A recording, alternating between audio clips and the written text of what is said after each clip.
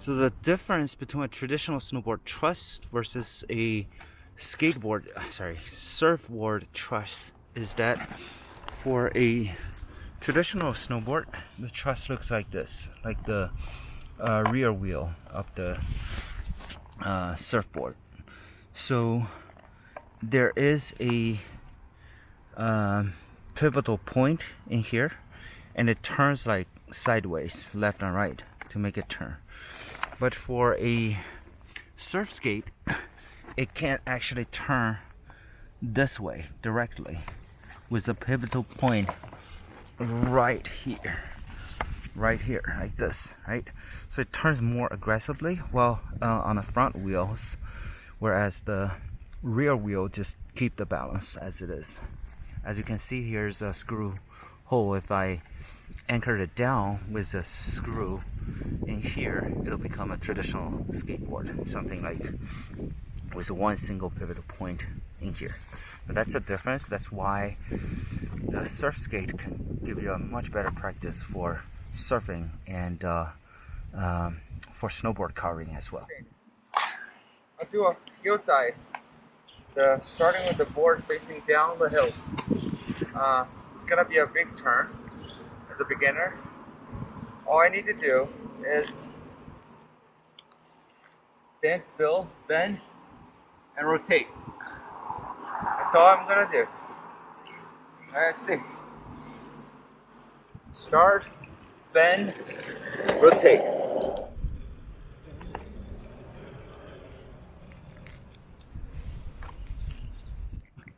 Okay, this time I'm gonna do a toe side turn.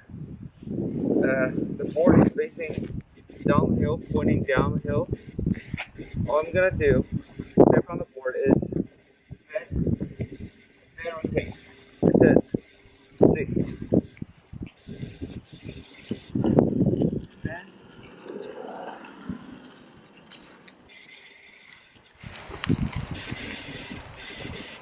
So now, as you can make the turn smaller and smaller, the next step is to have your board going perpendicular from the hill, into the board. And once you're on the board, you'll bend and turn. Let it turn 180 degrees. Start from a hillside turn. Ready? Do bend, rotate. Actually,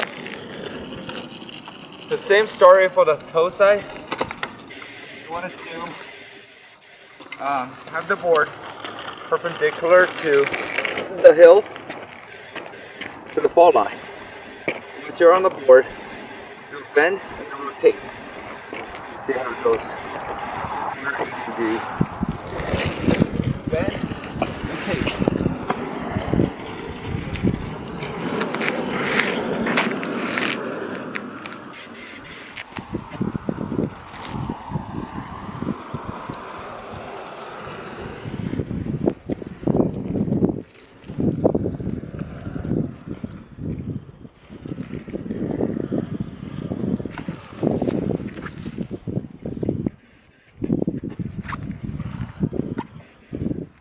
This time I'm going to increase my bend, but I need to straighten my leg, basically to avoid it from bending down, not like this straight, but still just keep it relaxed and avoid something like this happening while I'm bending.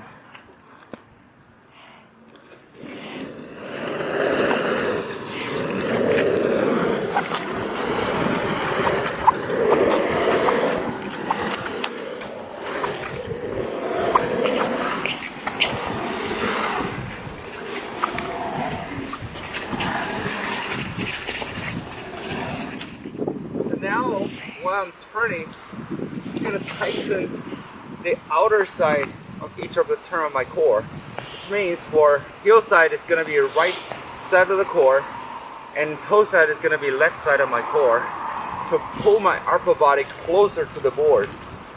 This will help me to straighten up a little bit more, and will help me to achieve a better stability well in frequent turns.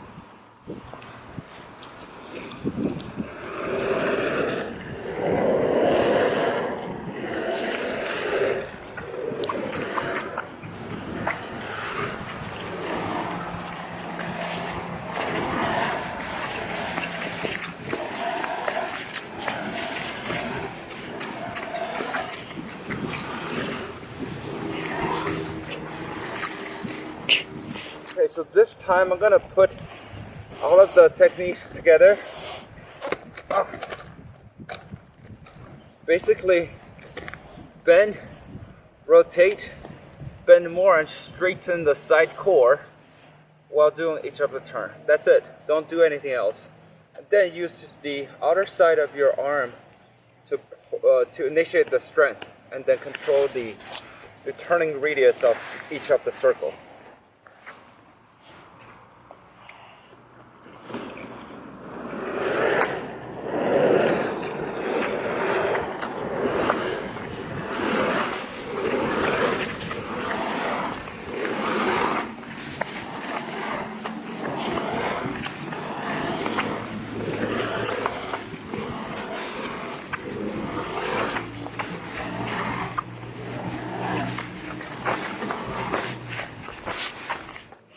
When you're doing the turn, you wanna tighten your upper body, meaning like try to not move the relative position of your arm and your shoulder and the other arm as well. Like try to make them together.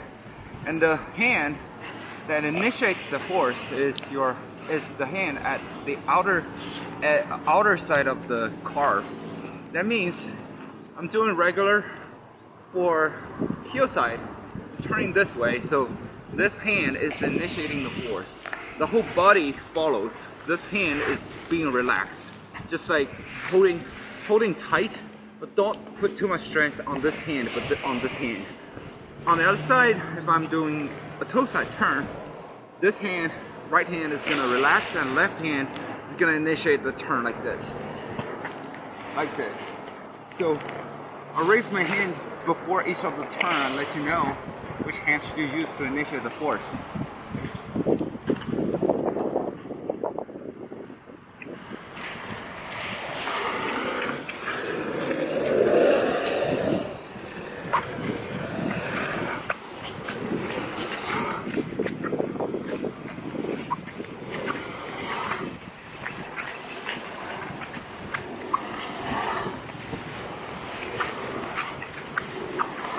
The head. Bending means to bend as the axis of your head, and try not to move your lower body or upper body. Just bend using this as the axis, something like this. Rotating means if I'm straightening up, I rotate like this. And if I bend and rotate, the rotating axis is still your torso. That means this. Instead of, if you do this for rotating, that's going to be wrong. This is wrong. This is wrong. And you're supposed to bend and rotate like this. And the strength of the rotation will transfer down to the board and your lower body. Look at it in the front, it looks like this. So just note that my lower body is almost unchanging. Use here as a axis to do that bending. Bending, rotate, rotate, rotate, rotate. Bend, rotate, rotate. If you want a couple, bend, rotate, and then use here to increase, like this. And then heel side, bend, rotate, bend, rotate, and then tighten the core here. Tighten the core here. Do bend, rotate. rotate, I tighten the core here. Let's see. Bend, rotate, tighten the core.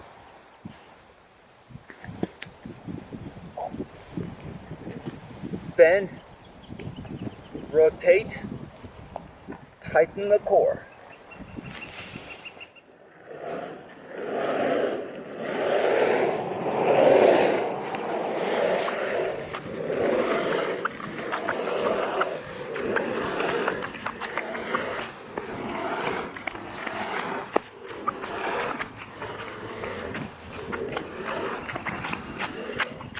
So on my board, I have joined some lines. As you can see, the 2 lines here and the 2 lines there. It basically remarks the stance distance between the front foot and the back foot. Also the angle that I should target at. So this gives me a better consistency during practice to make sure that I am doing almost exactly the same standing position every time during the practice.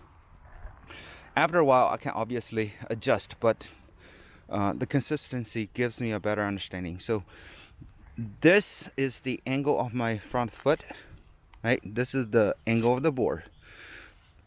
The angle that I'm supposed to bend at is right here. It's like between the board angle and my foot's angle. It's like in the middle. So I'm giving her a challenge of different levels to do an S turn right in front of the curb, the first curb, heel side and toe side. That's level 1, and then another S turn afterwards is level 2, and then another S turn afterwards is level 3, etc., etc. That she can challenge her turning radius to get smaller and smaller.